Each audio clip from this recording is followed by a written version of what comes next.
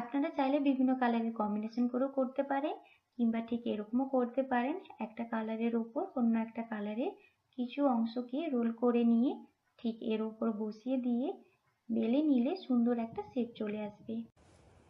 ঠিক একই রকম ভাবে আপনারা বিভিন্ন কালারের কম্বিনেশন করে করতে পারেন, যেমন ধরুন লাল, সাদা, হলুদ, সবুজ, সাদা, গোলাপি, বিভিন্ন কালারের কম্বিনেশন করে আপনাদের মতো করে করতে পারেন। একই রকম ভাবে আমি বাকিগুলো তৈরি করে নিচ্ছি।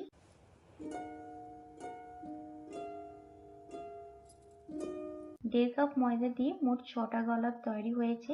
আপনাদের কুকি কাটারের মাপ যদি ছোট থাকে তাহলে 1.5 কাপ ময়দা দিয়ে অনেকগুলো গোলাপ তৈরি হতে পারে। এবার এটাকে গোল্ডেন ব্রাউন করে ভেজে নিচ্ছি।